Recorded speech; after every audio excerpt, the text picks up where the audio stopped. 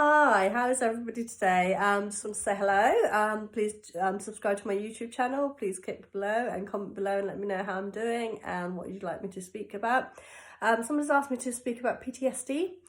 This is post-traumatic stress disorder. So when you've been through a traumatic situation, quite often it's associated with military personnel, people who have been in the army, the soldiers who have been, say, to Iraq or one of the war zones, and they come back and they're struggling to cope, they're struggling to adjust to normal life, they get flashbacks and they get nightmares and things trigger them.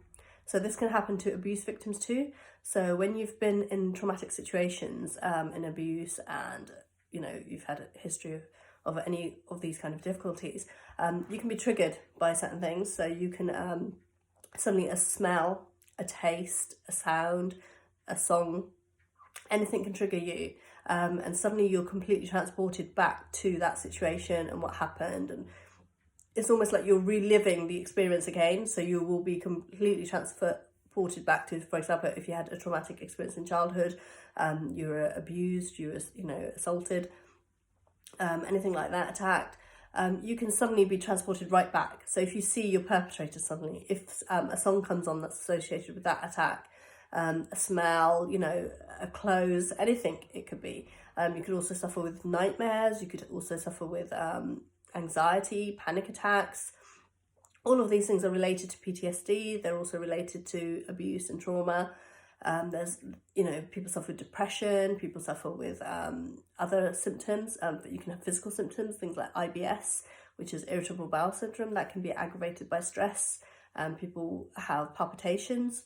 You get the symptoms of panic attack, which is you can become frozen, you can your heart rate will increase, sweatiness, just a feeling of lack of being able to breathe. So your breathing becomes suddenly restricted and you're struggling for every breath and you don't know what's happening. It feels like you're going to die. It's just such a scary experience because this can happen to the extreme. People can shake physically. Your whole body can suddenly start shaking. It's like having an epileptic fit, and you have no control over your body. You have no control over these physiological reactions to a psychological trauma.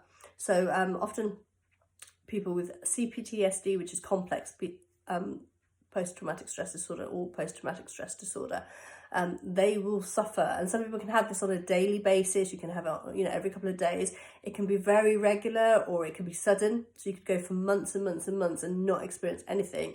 And suddenly something triggers you. Suddenly a smell or a sound or a voice or a person or a situation can trigger you. There can be other sort of milder symptoms, like for example, with myself, cooking was an issue for me, and I think I may have mentioned this in one of my other videos, that for me cooking was a big issue and it almost triggered me. So if somebody would suddenly say that they're turning up at my house to eat or to come around to see me, and it would involve me having to cook for them. If they were coming just for some snacks or something, I can manage that. If they were suddenly coming for a meal, that would really trigger me. Because for a long time I was bullied and humiliated and picked on for my cooking. So my mother and my sisters would humiliate me for it. So as soon as somebody says that they want to come around and eat something, or if I have to cook for somebody, so for example there's an event going on and I have to cook, automatically I get triggered and all those memories, all those feelings, all those experiences come back. So then I will find an excuse not to go. I'll find an excuse to cancel on the event. I will find an excuse to stop that person from coming to my house, anything like that. And with regards to people just turning up unexpectedly, I need to know when someone's coming to my house. I need to know when you want to visit. I need to know when you want to come around and see me, meet up. Meeting up outside the house is fine. But for somebody to suddenly turn up at my doorstep, that triggers me. That sends me into a panic, I can't bear for somebody just to turn up. I mean, I might be in my pajamas, I might be in my glasses, the kids might not be ready, the house might be messy, anything like that, and it just triggers me. And people often say, especially close friends will say, it doesn't matter, it's just me, I don't care what your house looks like, I don't care whether you're dressed or not, but I care, I don't really mind that you don't care. That's great that you don't care. I care, and it bothers me and it triggers me, and I can't bear for people just to turn up. And there are some people who, maybe they don't realise, maybe they don't care, maybe they're not considerate enough to care, you know, it's not a big deal for them, so they don't care, and they just turn up. I mean, it's great. I love to see people. I'm very social, and I love people turning up, or I love people wanting to come around and see me, or wanting to meet up and stuff. But let me know, you know, when you just turn up unexpectedly, it upsets me, it stresses me out. You know, even on occasions where I've had people come to my house and I've known they're coming, so I'm prepared for them to come, you know, I've tidied up, I'm all prepared, I'm all, you know, prepped, ready for people to turn up.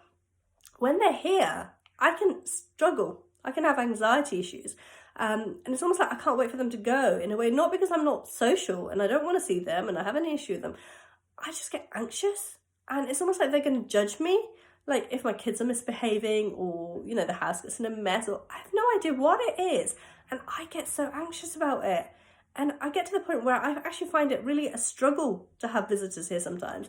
You know, like of all my family, I would say I'm very social, and yet I struggle with visitors coming into my house. If they're asking me to go to their house, if I'm meeting them outside at the coffee shop, or, you know, outside the park or something, I'm fine.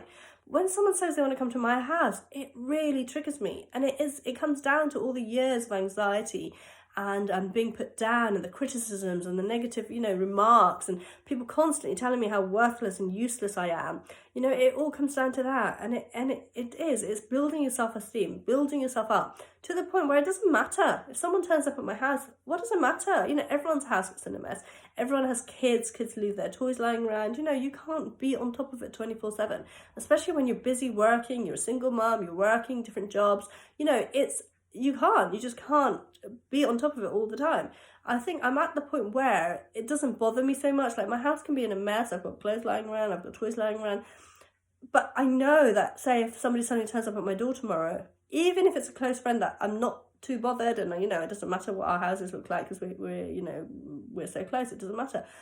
I will still get stressed, and I will still get anxious, and I will still feel so uncomfortable when they're here, thinking that, oh gosh, this is lying around, that is lying around, this is in a mess, that is in a mess. Okay, so let's go back to PTSD, because that's what we started off from. So these are physiological reactions to abuse and trauma, long-term abuse, long-term trauma, and people can get triggered. And there are probably loads of different symptoms that other people experience that perhaps I'm not aware of. These are the main ones that you tend to experience. And I think it is retraining your brain, rewiring your brain not to be triggered by certain things. So for me, for cooking, I've adapted to myself, I've got used to it, I've realised I am a good cook. So now I can possibly, you know, cook for people. I can whip up curries, you know, just like this. It's no big deal for me. So it's retraining ourselves to accept that it doesn't matter, that these things aren't going to hurt us. They're not, we perceive them as danger, but they're not actually a danger to us. You know, they're fine, it's okay. You know, whatever it is that is triggering you, you know, you've been abused by a certain person. Obviously, if you see the perpetrator, that will trigger you, because everything connected to that person, all the abuse, everything will be triggered by them. I think I'm still quite triggered by my mother, because she was possibly the longest length of abuse was from her. So for me, I guess I may still be triggered by her. I just don't have any contact with her, so I wouldn't know until I see her.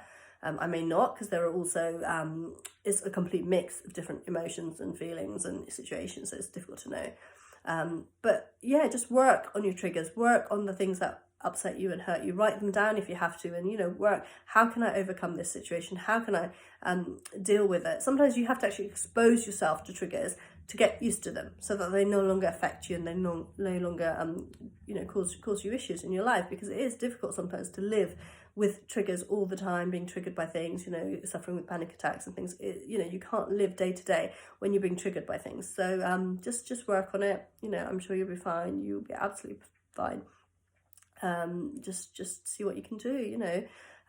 Let me know if you need any help with anything like that. I can help and advise you and mentor you through it, talk you through it, and we can devise a plan if we need to.